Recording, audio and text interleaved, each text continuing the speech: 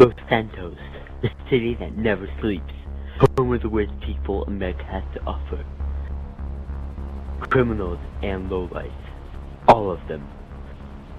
Speaking of the Smirking Scoundrels, one day the mighty leader was sightseeing and fell, like an idiot. His life flashed before his eyes, but he survived the fall. It changed him forever. The next day, Chris decided to tell the crew about his experiences on their weekly trip to the strip club. You see, one of the crew was quite an addict when it came to the strip club. Regardless, we won't name names, Armando.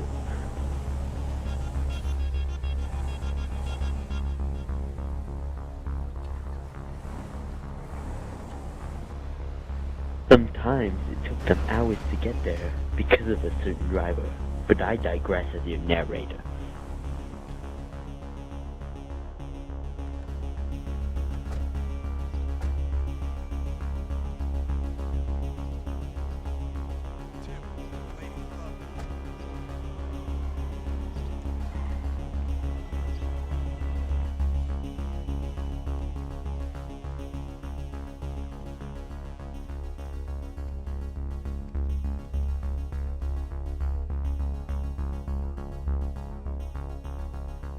After a few drinks, Chris explained what had happened, and that he wanted to clean up the crew's act.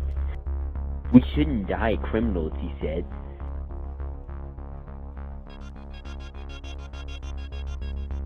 David, as always, accepted his leader's advice with a friendly gesture. Armando just wanted to look at the strippers. Regardless, it was settled. Tomorrow, the group would no longer be criminals. They had taken a job as toxic chemical inspectors.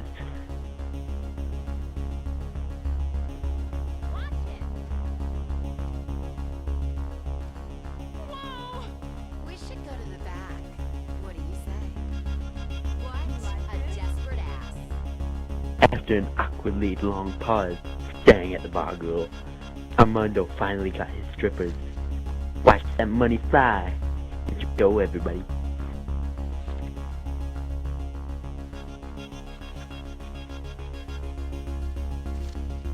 I just do it for the money.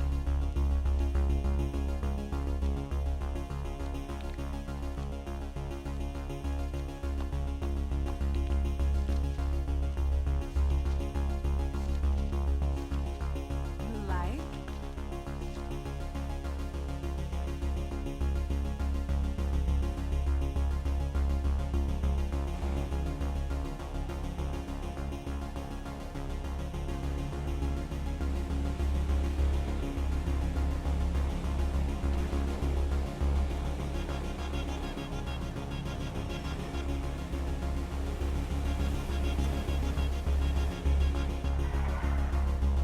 The group's assignment was to inspect the gas station for a possible leak. It did not go. Maybe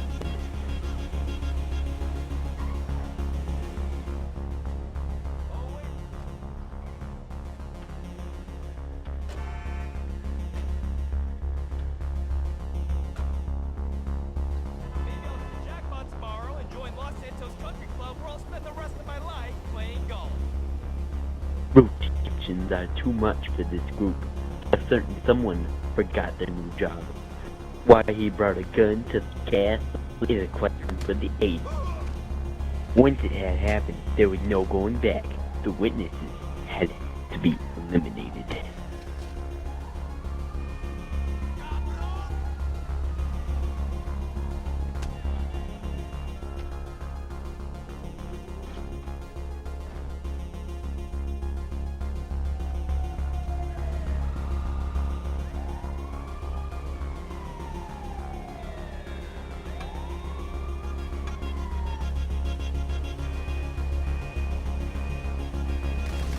Gas station would be a minor casualty of the chaos.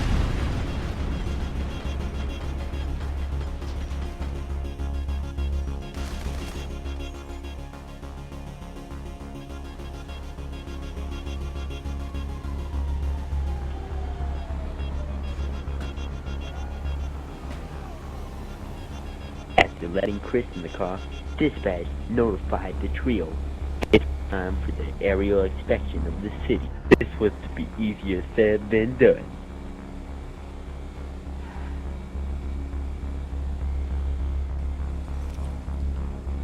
While Armando was pretending he was in Die Hard, David and Chris nearly broke their back in the crash. Who the hell jumps out of a car in mid?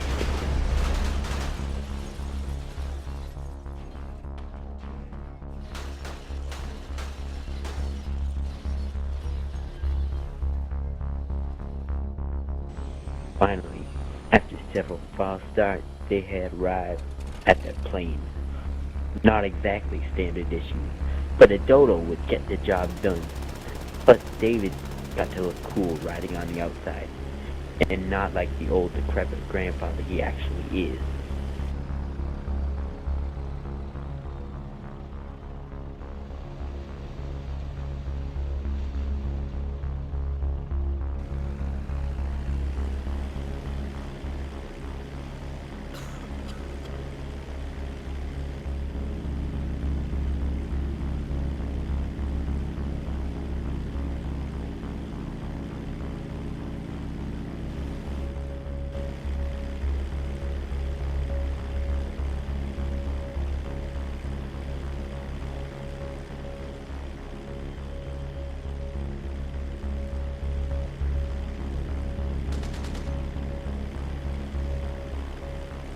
The flight was uneventful for the most part, as the smog of Los Santos filtered chemical inspectors.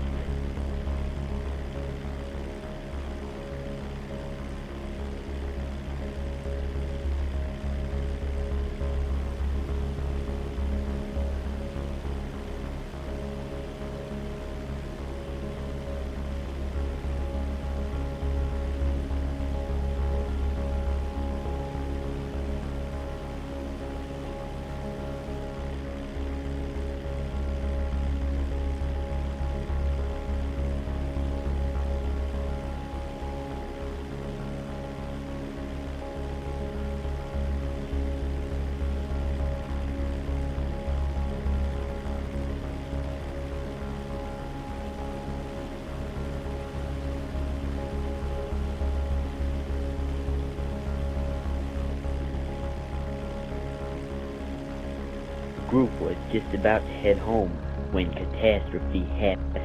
David fell off the plane. His body slowly tumbled to the ground in slow motion as the rest watched, snickering. Armando was heard saying, "It's about damn time," while doing that shitty, not Scottish accent of his. Armando and Chris were forced to search for a place to land. In his infinite wisdom, Armando decided to search for David in a helicopter that he barely knew how to fly. He ended up in a gun battle with security because he stole the helicopter right in front of him.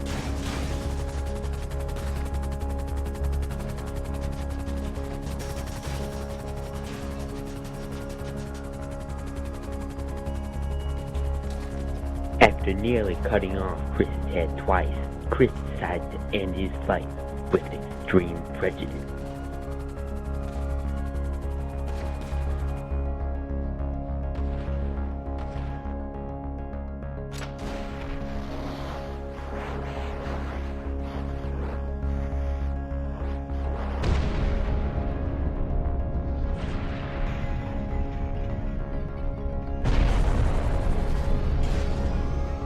Fortunately for your heroes, David survived, was able to obtain his own transportation, which he immediately crashed. Poor David.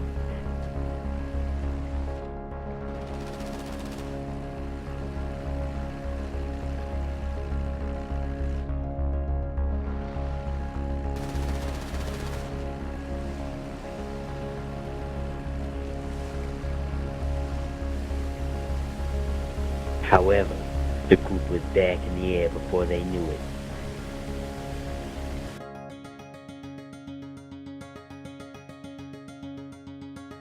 That night called for testing of the new suit under extreme conditions, so parachuting was in order.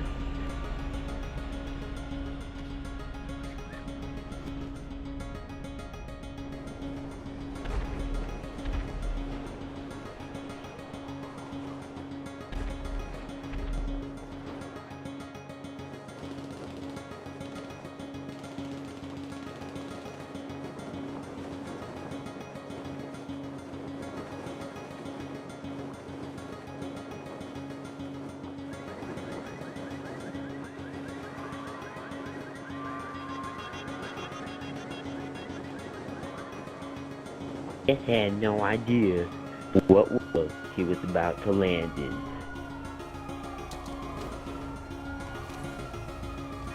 Bodies everywhere was the only description, and now the cops were out for blood. Chris was in a battle for his life. The only car he could find was ready to explode, and Armando and David decided the perfect getaway vehicle for 3 people would be a 2-seater. Idiots.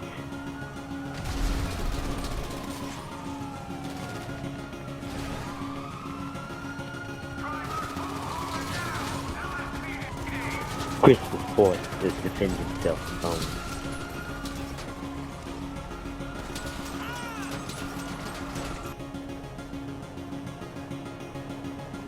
Tried non-lethal methods at first.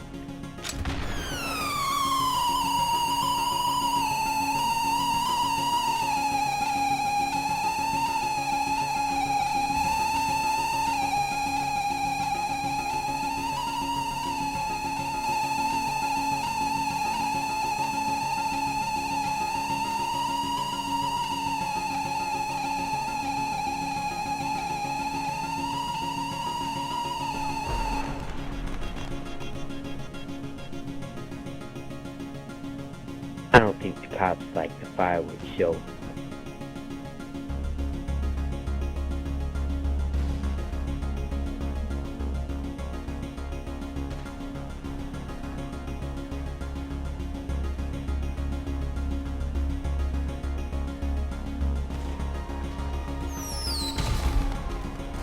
Stronger methods were required.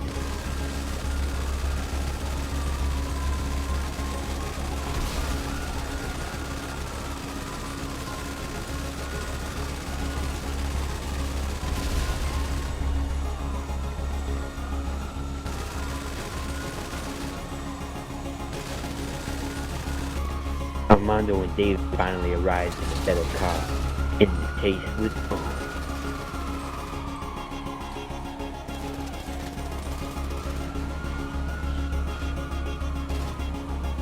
A pointless but gorgeous.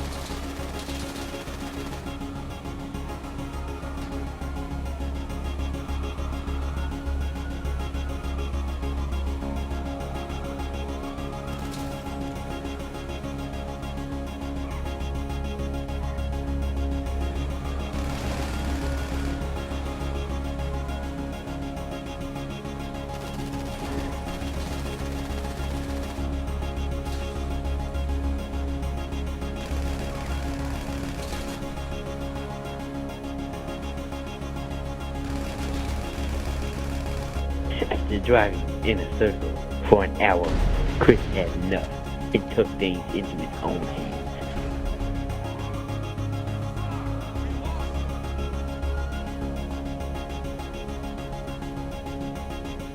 Explosions were had.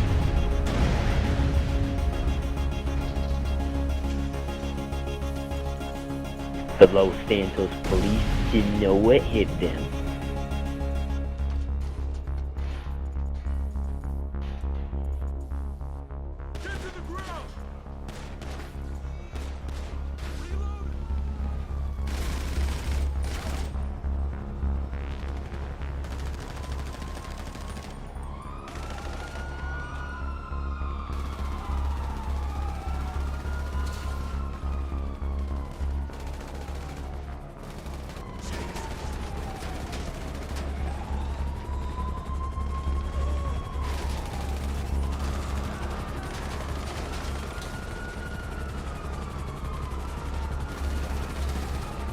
Chris eventually ended up escaping in a Titan. Don't ask Cap.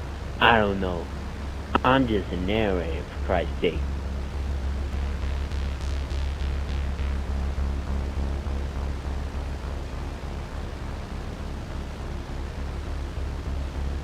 His escape was marred by persistent helicopter, and things eventually all went black.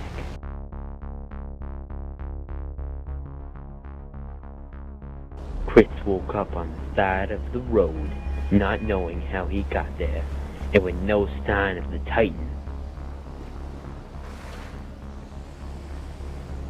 His only foe was a constant buzzing of a military jet he tried desperately to shoot down.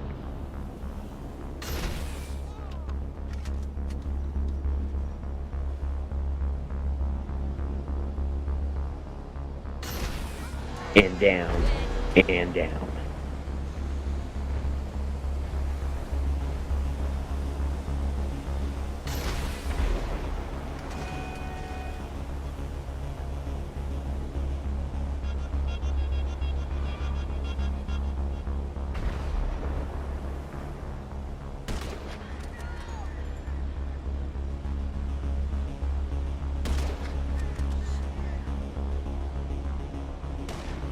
Then he got hit by a car.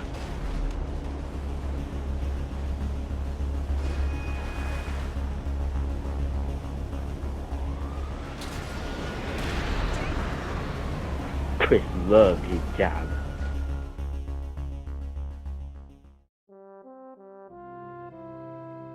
And this was the story of how the Smirking Scoundrels became inspectors and really sucked at the job. We hope they don't continue their adventures.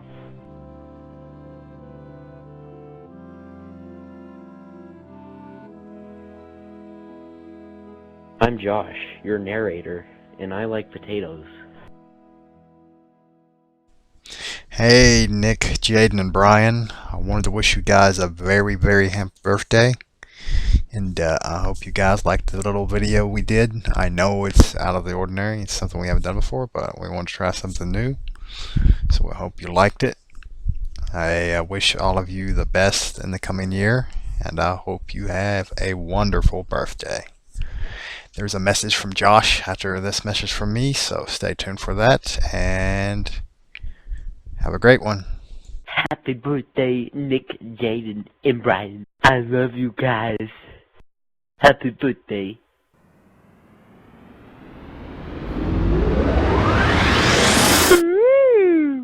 Maybe don't put that on YouTube. He ended up in a gun battle with a security because Down syndrome. Armando and Chris were forced to search for a plane to land to search for what? Yeah, I have a feeling you're gonna like look at it and like at the start it's gonna be one accent and then at the end I'm just gonna have a lisp. After driving in a circle for an hour. For an hour. His escape was